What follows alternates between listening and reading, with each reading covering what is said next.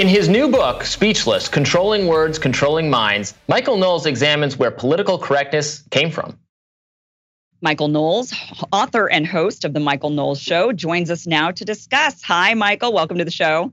Thanks for having me. It's great to be with you. Michael, tell us what your book's about. So this book is the second book that I've published, the first book with words, and it's actually a book about words. It's a book about how the left has, generally the left, though I have some barbs for the right as well, has manipulated language to control our culture and our discourse. And so it provides a century-long history of what we call political correctness or wokeness or cancel culture. And it examines what I think is the central trap of political correctness. Namely, conservatives have been fighting against this thing for 30 years, and we only ever seem to lose ground. We haven't even managed to conserve the women's bathroom. And I think the reason for this is that we misunderstand what PC really is. We view it as a battle between free speech on the one hand and censorship on the other. But really, I think it's a battle of competing sets of standards. And I think the leftist theorists, who were often very brilliant, who developed this thing, they understood that, and it's why they've been able to manipulate and wield language much more effectively to reconstitute the political order. Well, it makes sense to me that that conservatives would be continually losing this battle because conservatives are always wanting to stay the same. So they're always kind of the party, the side of resistance, the side of stop, no, don't pull, and then the left will continue pulling and pulling and pulling, and sometimes it feels like definitely pulling teeth, but inch by inch, we kind of get society to move a little bit more in a direction that is more enlightened or progressive or whatever. But so, I mean, it seems to me like it would make sense that conservatives would always lose this because you're not really fighting for something, you're just resisting.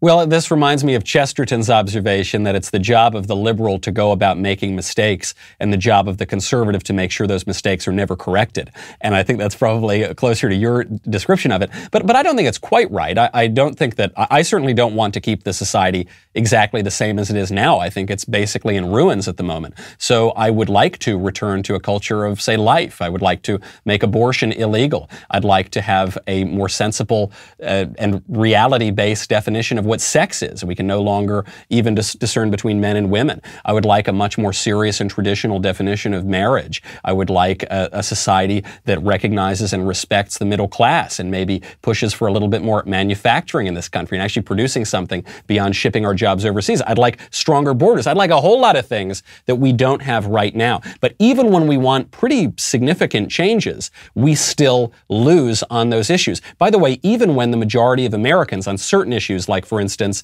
voter ID or on border enforcement, even when the majority of Americans are with us, we still lose. And I think it's because we have lost the institutions that wield political power, and we've lost in some way the ability to communicate, because the left, by manipulating language, very often wins debates even before they begin.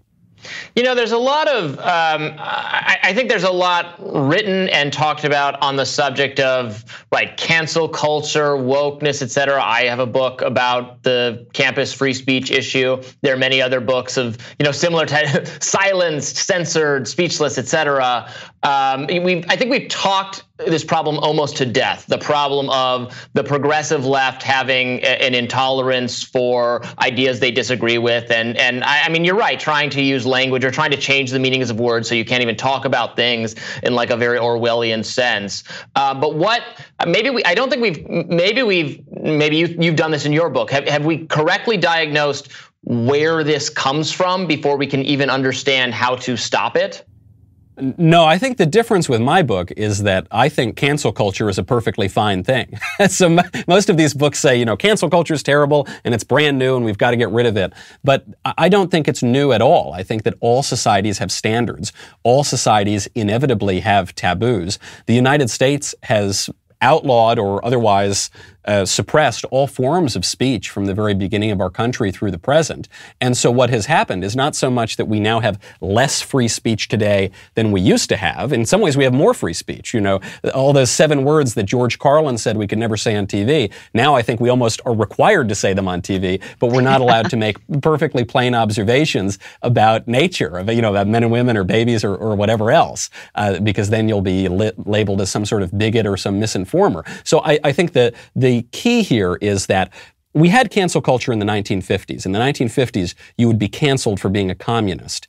Today, we have cancel culture, and you'll be canceled for not being a communist. The thing that has changed is not that there is a cancel culture or standards or taboos. The thing that's changed is what those standards are. And the left, I think, has understood that and changed those standards. And I think we need to engage with that as well. And I think, seriously, we could learn something from the left. Well, doesn't that become a little uninteresting at some point, though, that like the people I disagree with should be canceled and the people I like should not be canceled? Is there a principle to that?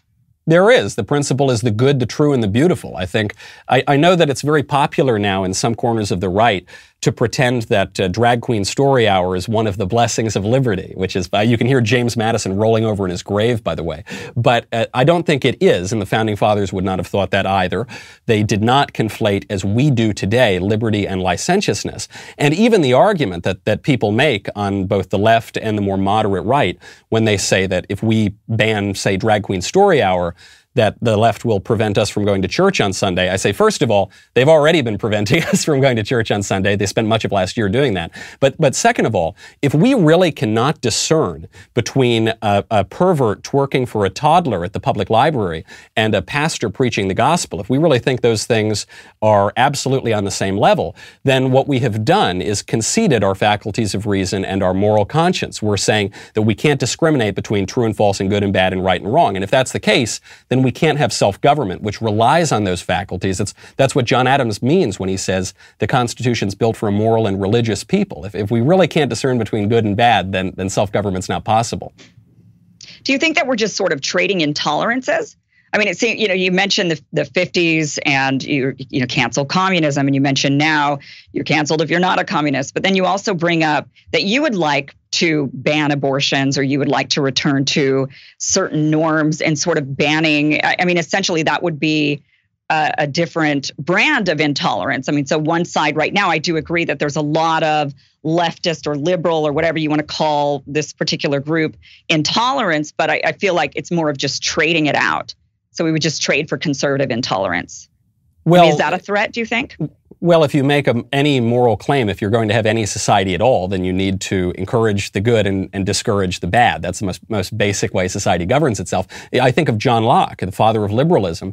In the letter concerning toleration, he says we need broad toleration, but atheists need to be suppressed. John Milton in Areopagitica, most famous defense of free speech in the English language, he says we need to tolerate everybody, but Catholics need to be suppressed. I'm glad we've changed that standard, because otherwise I would not be able to speak with you right now. But what they were acknowledging is that all societies, liberty itself necessarily entails limits. I mean, even just the fact that we are using language to communicate with one another, words mean one thing, they don't mean the other thing. And so I think, for instance, the radical leftist Herbert Marcuse, father of the New Left, when he says tolerance cannot tolerate intolerance, he's right. I mean, he's making an observation. You can't have a society that's going to completely undermine itself. So I'm not even making a prescriptive statement so much as I'm making a descriptive observation that all societies are going to tolerate some things and not tolerate other things. And this has always been true in America. It's been true in every country in the history of the world. And so while the left is willing to actually craft that Overton window and those standards or whatever you want to call it,